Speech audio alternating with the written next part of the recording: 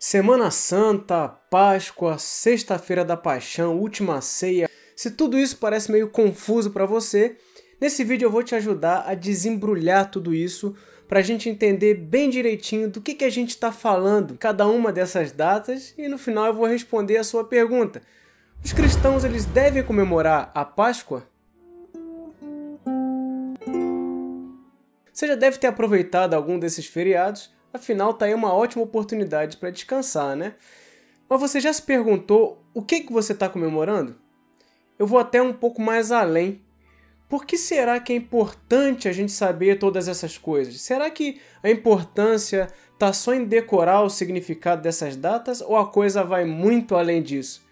É claro que pelo tom da minha pergunta eu quis fazer com que você já entendesse de cara que a importância é muito mais profunda do que apenas decorar o significado dessas datas. Mas o meu objetivo aqui é fazer com que todas essas informações não sejam um punhado de conhecimento a mais, mas que isso possa contribuir para a sua vida. Ou seja, que esse conhecimento seja aplicado no seu cotidiano e na forma como você interpreta o mundo que você vive. Esse é um exercício da busca pela sabedoria, que é o que se ocupa esse canal aqui. Olha só, o que eu vou fazer aqui é contar um pouco dos últimos dias de Jesus Cristo e fazer uma mescla entre os evangelhos e entender o significado e a importância de todas essas datas. Mas antes, é preciso você ter em mente que eu não vou me preocupar com distinção entre tradição católica, tradição evangélica. Eu vou fazer as citações correspondentes para que você saiba, né, o que você está comemorando, mas na verdade eu não estou muito preocupado com esses nomes, essas denominações não, tá bom? Pois bem, em primeiro lugar, a gente precisa entender que Jesus Cristo, ele nasce e na medida que ele vai crescendo em estatura, em graça, ele vai desde cedo tomando consciência de quem ele é e ele já encara a sua própria vida como uma missão. Ele tem uma missão e esse senso de obediência e cumprimento dessa missão é o que vai ordenar cada passo que ele dá.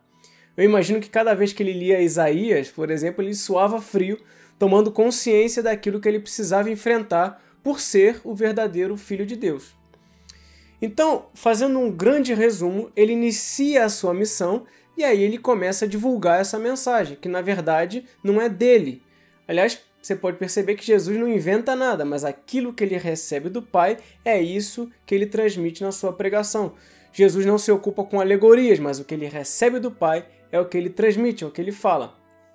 Ele tem em mente que todos os heróis da fé do passado eram tipos da sua própria pessoa, né? Eles foram homens usados por Deus para salvar seu povo, mas eles falharam, né? Falharam na missão de ser o verdadeiro Messias, e sobre ele pesava a responsabilidade de ser esse Messias perfeito, o enviado perfeito de Deus, que de fato traria a redenção do povo escolhido de Deus por ser o próprio Deus. Cristo então inicia a sua obra pregando, ensinando e curando, em princípio ao povo de Israel e posteriormente a todos aqueles que começam a crer na sua obra, né? E isso porque estava tudo escrito no Antigo Testamento. Mas os receptores dessa mensagem não tinham muita clareza daquilo que estava acontecendo e não entendiam direito, e eles tinham Jesus só como um grande milagreiro. Jesus então ele espalha a sua mensagem, ela é muito bem recebida pelo povo e odiada pelos religiosos da época, né? Pelo povo era bem recebida porque era uma mensagem que trazia esperança, trazia amor, né? E pelos religiosos porque ele era um blasfemo, já que ele afirmava coisas que só o próprio Deus poderia ter afirmado. Mas a verdade é que nem o povo, nem os religiosos ainda tinham compreendido quem de fato ele era e qual era a sua missão. Em paralelo a tudo isso, é importante dizer também que uma grande batalha também estava ocorrendo no reino celestial. Satanás e os seus demônios, eles estavam alucinados com a presença do Messias, né, que estava ali na Terra agora, e as suas ações então foram numa intensidade jamais vista. Satanás ele sabia exatamente qual era a missão de Jesus, apesar de possivelmente não ter uma absoluta certeza de como ele iria cumprir essa missão. Ainda assim, Satanás faz tudo o que estava ao seu alcance para tentar impedir que Jesus cumprisse essa missão. É notável a gente lembrar que, volta e meia, em alguns dos encontros de demônios, né, com Jesus, os demônios eles reclamavam: por que o Senhor está nos atormentando antes do tempo?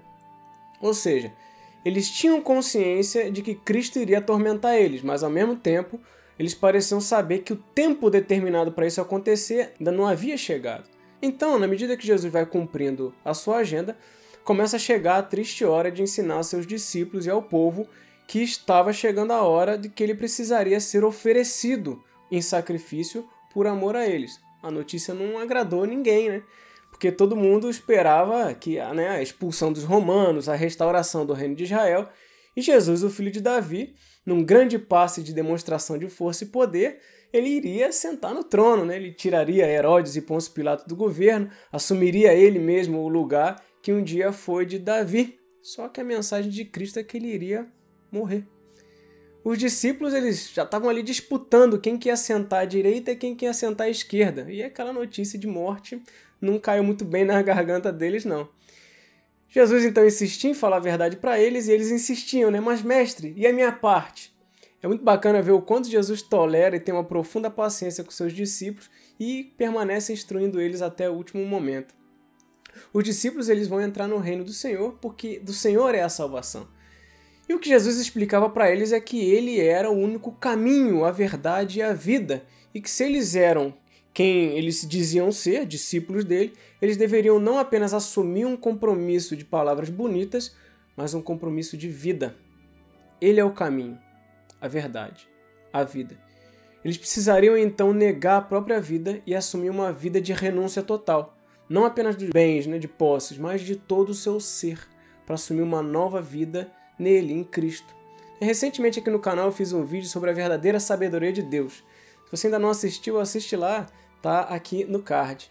E é interessante nesse vídeo a quantidade de pessoas que comentam falando sobre quem Deus é para elas, como se cada um pudesse construir o seu próprio Deus, um Deus que vai se encaixando conforme a preferência de cada um. Mas o que Jesus estava dizendo naquele momento é que não havia preferências pessoais, porque eles deveriam entregar as suas vidas por completo, porque ele, Jesus, era o único caminho, e ele estava prestes a entregar a vida por eles. Jesus então vai percorrendo a terra de Israel até que vai chegando a hora de Jesus dar cabo da sua missão. E o final da sua missão vai se dar na Terra Santa, Jerusalém, o grande local de adoração, onde ainda está erguido lá o templo construído por Salomão e que na época tinha sido restaurado por Herodes. Jesus então decide ir para Jerusalém, não em qualquer data, mas ele vai quando todo o povo ia. E era justamente os dias de comemoração da Páscoa. Jesus era judeu e a Páscoa era uma festa judaica. Essa palavra, Páscoa, ela vem da palavra hebraica Pessar, que significa passar por cima. Uma referência do que Deus fez pelo povo de Israel quando eles eram ainda lá escravos no Egito. Naquela ocasião, o anjo da morte a serviço do Senhor passou por cima da casa dos judeus lá no Egito e não entrou nelas para matar os primogênitos. Então o sinal que o anjo da morte viu para não entrar na casa era o sangue aspergido nos umbrais e nas soleiras das portas. Um sangue que sinalizava que ali já havia sido morto um cordeiro em sacrifício, cujo sangue já também havia sido oferecido em sacrifício.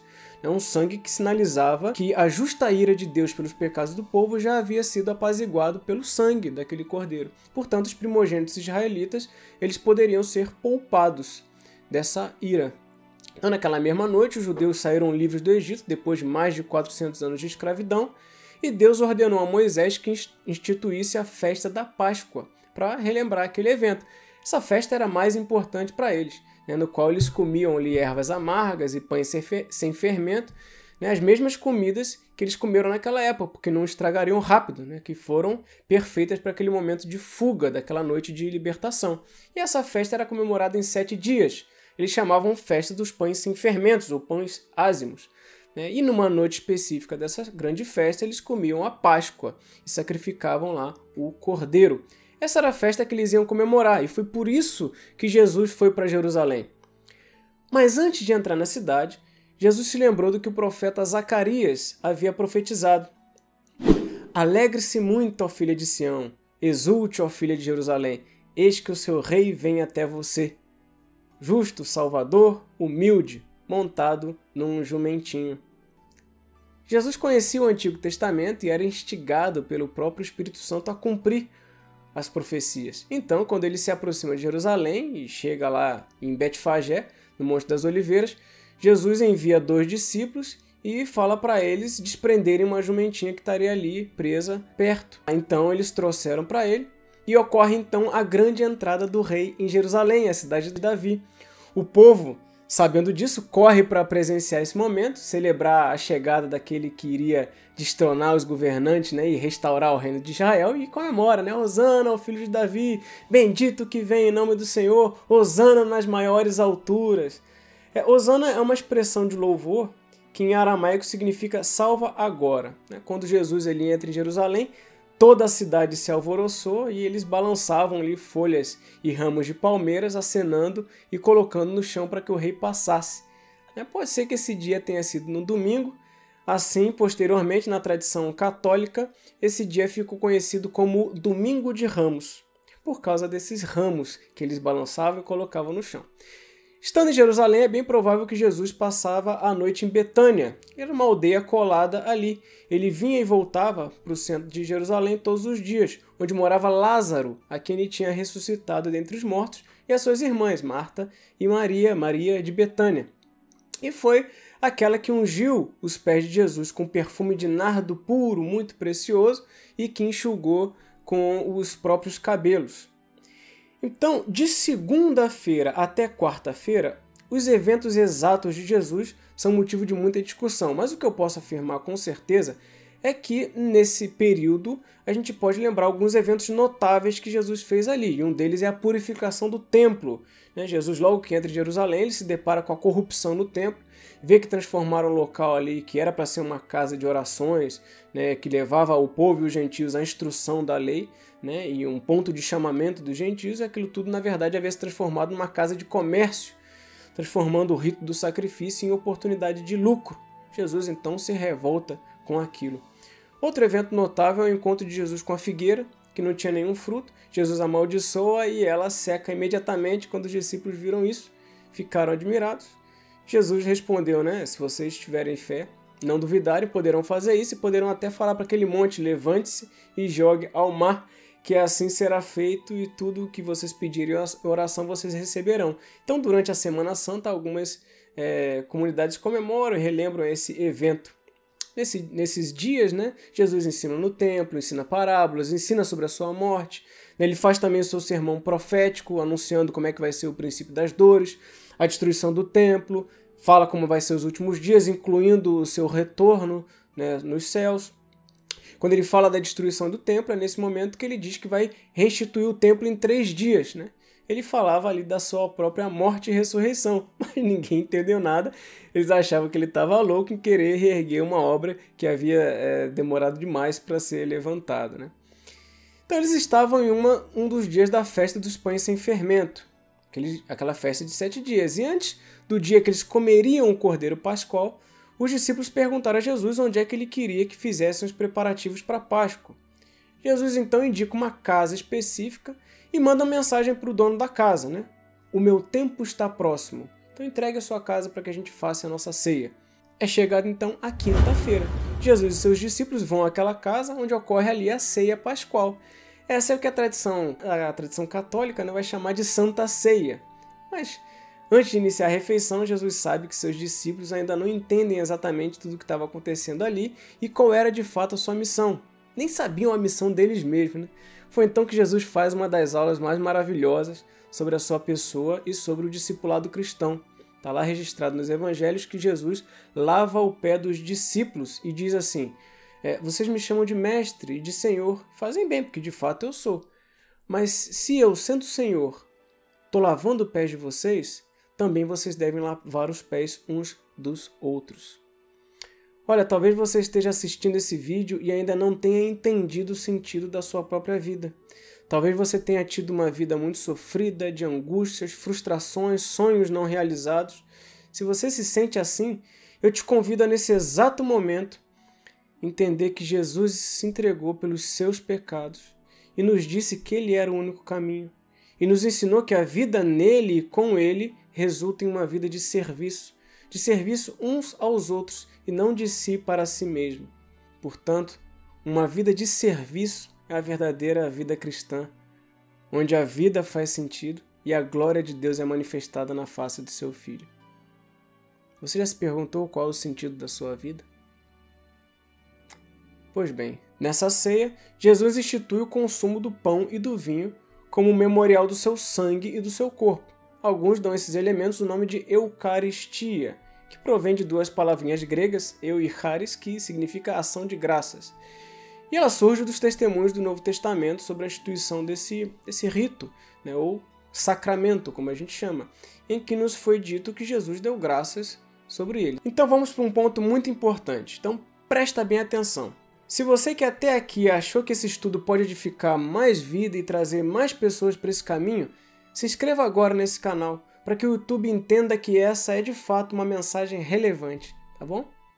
Então nessa ceia, Jesus determinou que os discípulos passassem a comer não mais a Páscoa, mas a comer pão e tomar vinho em memória dele, porque esses elementos simbolizavam o seu corpo e o seu sangue, que seria dado pelos pecados deles. Então esse rito eles deveriam repetir não mais sacrificando um cordeiro, mas comendo do pão e do vinho em memória do verdadeiro cordeiro, Jesus Cristo. E isso não mais numa época específica do ano, mas sempre. O jantar continua e dentre os 12 ali presentes, um foi anunciado como traidor e sai para denunciar aonde o tal blasfemo Jesus estaria. Jesus então pede a seus discípulos que se preparem e aí a sua angústia começa a ficar mais intensa. Eles passam a madrugada lá no jardim do Getsemane e ali a oração de Jesus é impressionante, né? Meu Pai, se possível, afaste de mim esse cálice, mas não seja como eu quero, seja como tu queres. Mas a justiça de Deus requer a punição dos pecados da humanidade com morte. E o amor de Deus ordena que seu próprio Filho tome o cálice da sua ira. Jesus então é preso, julgado, entregue para ser açoitado e crucificado e carrega a sua própria cruz num caminho que ficou conhecido como a Via Crucis. E lá no Monte do Calvário, que é Gólgota em hebraico, a partir do meio-dia, ele foi erguido entre os pecadores para ser morto na cruz. Houve trevas sobre toda a terra até as 3 horas da tarde. Jesus então entregou o seu espírito. Era uma sexta-feira, a sexta-feira da paixão. Jesus está morto. No sábado, os principais sacerdotes e os fariseus se reuniram com Pilatos, colocaram uma escolta para guardar a entrada do sepulcro, selaram ali a pedra do túmulo, e era um sábado de trevas. Jesus está morto. Mas aí vem domingo. As Marias vão ver o túmulo e tem um solene encontro com Jesus ressurreto. É domingo, Jesus está vivo. Aqui está então o foco da comemoração cristã, o domingo da ressurreição. Ali está comprovado que a morte dele foi aceita por Deus como pagamento pelos nossos pecados. Ele venceu o maior problema da maldição do pecado no mundo, a morte. Ele venceu a própria morte. Se ele não tivesse morrido, a sua missão não teria sido cumprida. E se ele não tivesse ressuscitado, a sua morte teria sido em vão. Portanto, os cristãos não comemoram mais a Páscoa, e sim a ressurreição de Jesus Cristo. Mas como é que a gente pode comemorar isso? Acontece que a gente está imerso numa cultura que costuma até dar feriados na semana da Páscoa, na Semana Santa, né, que termina num domingo cheio de coelhinhos e chocolate. Amados, é preciso sim anunciar a verdade dessa comemoração, ensinar aos nossos filhos que essa história de coelhinho ela foi acrescentada posteriormente, né, por causa de crendices, superstições e, é claro, por causa de interesses comerciais, né? Mas nem por isso é motivo da gente ser indelicado com quem gosta de fazer esse tipo de comemoração seguindo a tradição secular. O que você deve fazer é justamente aproveitar esse momento para ensinar com amor o verdadeiro sentido por trás da Páscoa. Eu mesmo prefiro que minhas filhas não corram atrás de pegadas de coelhinhos, mas eu também não proíbo que elas comam chocolate, não. Eu só não compro ovo de chocolate por causa do simbolismo, né? E do preço deles também. Mas se elas quiserem comer um chocolatinho, que comam. Agora, antes de você ficar vociferando e militando contra o tal coelho capitalista, você fez seu dever de casa? Você contou essa história para os seus filhos, para os seus amigos, para os seus conhecidos, nas suas conversas de Facebook? Faça isso. Mas faça isso com amor. Nunca esqueça que esse é o dom maior. Mas ainda não acabou não. Para finalizar nossa história, né, da Semana Santa, olha só como ela termina. Antes de Jesus morrer, ele ora para o Pai assim: Pai, é chegada a hora. Glorifica o teu Filho para que o Filho glorifique a ti. Então a missão estava prestes a ser cumprida e Satanás prestes a sofrer um duro golpe. Então, após vencer a morte, Jesus retorna aos seus discípulos e fala uma coisa que muitas pessoas não percebem. Todo mundo lembra aquela instituição missionária do final do Evangelho de Mateus, né? Ide, portanto, fazei discípulos de todas as nações, batizando-os em nome do Pai, do Filho e do Espírito Santo, ensinando a guardar todas as coisas que eu vos tenho ordenado. E eis que estou convosco todos os dias, até a consumação do século. Todos lembram disso. Mas antes dele falar isso, olha só o que ele diz. Toda autoridade me foi dada no céu e na terra. Ide, portanto, e fazei discípulos. Percebeu? É como se ele dissesse assim, olha, bem, eu cumpri minha missão, toda autoridade me foi dada, tanto no céu como na terra, então, por causa disso, com meu poder, vocês irão proclamar a minha mensagem para que todo mundo se curve diante de mim. Mas meus queridos, esse é o objetivo desse canal. E você pode participar disso também.